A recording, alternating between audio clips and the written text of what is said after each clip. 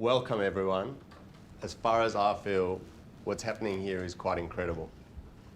For those that I haven't yet met, and there's a few that I haven't, my name is Larry Fingleson, and I have the honour and the privilege of being one of the co-founders of the Growth Project, and now the managing director to lead it over the next 5 years.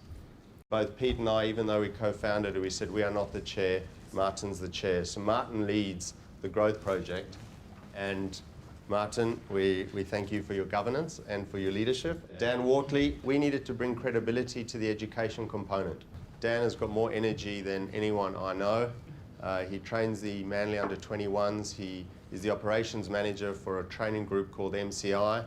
And Pete and I met Dan and said, wow, this is the guy we need to control the education component that runs through the Growth Project. There is a governance vehicle that is governing the money that we've raised to make sure that we employ it appropriately in the best interests of the leadership of the charity leaders. So that was our board. So we had a board, we had an idea, we knew where we were going, we needed the fuel to drive the vehicle. Pete was certain and was convinced that this would not start unless we had the money and we ensured that the charity leaders, as he said earlier, did not pay to come through. The only way that was going to happen was some very long-term thinking infrastructure investors. Kelly from CBA, Kelly Bayer Rosmarin, Kelly's vision to see what we were trying to do was unbelievable. We had pitched to foundations around town, and when Kelly saw this from an operational component, and it's being funded through CBAs, not the charities, from the education line of Kelly's budget. And you've got to take your hat off and you've got to go, Kelly, unbelievable, and the Growth Project and everyone here thanks you.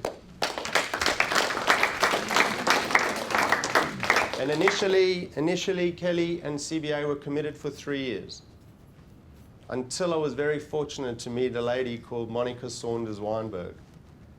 And there is so much of what I learnt from my connection with Monica that I'd love to share, but there was one bit that I have sought her permission to repeat, and I'm going to repeat it now. It's not private information. If you go and Google Monica, you will find out who Monica and her dad are.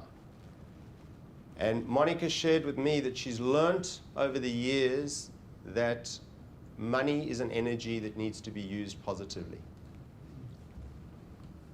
And I first asked Monica for a certain amount of money for 3 years, and she said to me, go away. And I said, I don't understand. What do you mean go away? She said, go away and come back and tell me what you really need. So I said, are you telling me that the Saunders family are prepared to invest in the growth of the Growth Project? She said yes, and Pete and I went back and met Monica. And we went back again and we said, you know what, Monica, you're right, let's think properly. I don't want just your support for the next 3 years. We want to touch 100 charities over the next 5 years. And she said, we're in. And CBA said, well, we'll move to 5 years as well. So to your dad's legacy, to the hope that we have for all the charities and the way they will grow, to Kelly and to Monica, all of us have them to thank for the fact that we're sitting in this room. Just talking of the fuel and the money, they're not here, but Jeff Wilson from WAM Asset Management was the first person to see and say to me, Larry, there's the money. And he just committed some money, no paper, no nothing. We didn't even have a presentation. So I just want to acknowledge Jeff and WAM for doing that. There's another person in the room that came forward straight away with money. He's the last into the room and he's there, Neil Smoley. Neil's seen the growth of the Growth Project over time. Neil committed his personal funds to the Growth Project and said that he wants to be an executive twice over the next 5 years that he's committed finances. Neil. We had the fuel, we had the board, we had the vision, we needed the people to get shit done. And I just want to introduce Benji at the back, Benji Crowitz. We were moving along at pace and we had no idea how we were going to fulfill the application forms, the systems, everything that was happening behind. And Benji came on board as an analyst and said, I love what's happening here and I want to be a part of it. And Benji's part of the team. And I'm very grateful and appreciative that something arrived that gave my wife and I an opportunity to work together.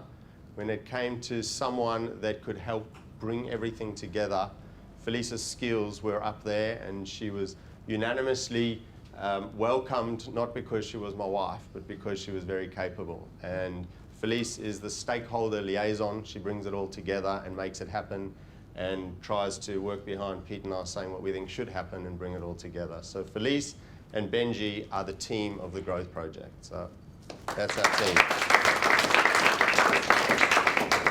We needed support to support us, and we got that in spades once everyone understood what we were doing, and we only need to look at the board of our generous supporters. The marketing came on board, the website, the printing, the branding. Reach got on board and said we want to be a part of this. We got pro bono accounting from Baskin Clark, MCI were involved. Rotary, no one told us, everyone told us we wouldn't get DGR status. Well, we didn't get DGR status, but we became a beneficiary of Rotary's Benevolent Fund. So anyone that wants to make a donation to the Growth Project can. They get a tax-deductible receipt from Rotary, and Rotary give the money straight through to the Growth Project. So that was an unbelievable breakthrough and support from Rotary. Minters with the legal. The Aviate group came on board early, we've said, and the advisory are the people that are helping Benji build the system. So suddenly we had support behind us, and I don't think many of those people in the room, but I just wanted to acknowledge all of them for jumping on board as quickly as they did. So we had everything in place. What do we need next? We needed the charities. We had 22 charities apply after the launch. We interviewed 15 in what was an amazing 2 days. Was never intended to be, and the charity leaders that went through, it was never intended to be like that, but after a while it was referred to as the Shark Tank or whatever it was. It was the last thing that we wanted from the process, but 15 interviews in 2 days, one after the other. It was an intense process, one that I look forward to doing again. So we chose 10, and you guys are it. You may have seen the word albatross around, so I just want to explain why albatross. When we were sitting in the interview process, we said that there will be 10 charity cohorts, and there will therefore by definition be an alumni. And when I was at school, they named the year class with the word education. So you were either in ED all the way to N, and then if you're in ED or U, you were kind of smarter. I think Kelly was in E or D or U. And if you're in N, you knew that you needed a little bit extra work. So we thought, how do we name the Growth Project cohorts so that when you meet the next 90 and you catch up and say, did you go through the Growth Project, you can identify each other. So Monica wanted colours, Heather wanted birds. So your group will be the albatrosses or aqua albatrosses. And if you ever connect with anyone else that's been through the Growth Project, you ask them which cohort they will be and just listen for the letter. You will work out which year or which cohort they went through. So that's why you are collectively known as the albatrosses. There's only one A, and you guys are it. So that's the mystery behind albatross. We needed executive mentors. We had the charity leaders, we needed the executive mentors. And I'll come in a minute and just explain the role of the executive mentors again. I've had conversations with a few people. I want to make sure we all hear the same thing at the same time.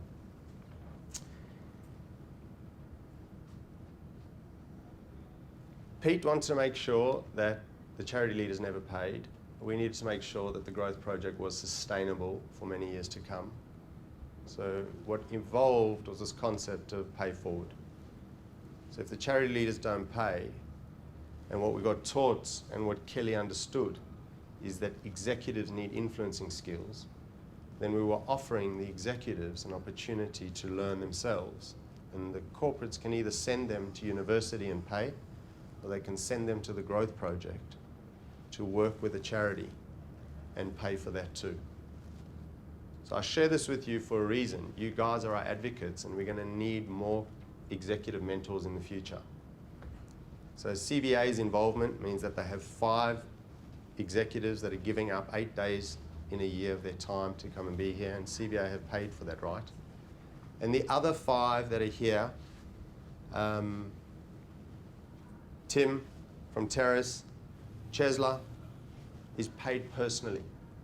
His corporate would not fund, but he wanted to be a part of this. He's paying personally for his personal development. Chez, I salute you. To Neil as well through Aviate. Carl is working through whether work will pay or he will pay, but he's here. And some of them will fund Carl being here to help James over time. And Helen from IAG have paid for Helen to be here. So I share that in detail. They paid $7,500 for the inaugural right to be sitting at the table. And from next year, the corporate executives, once we're developed, will pay $10,000 to be a part of the program.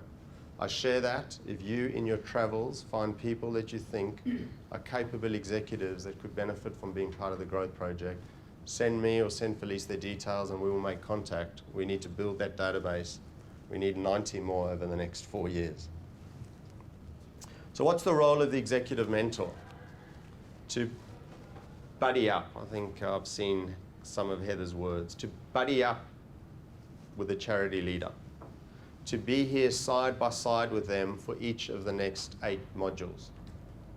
And in between, be an observer and help them with accountability and with direction.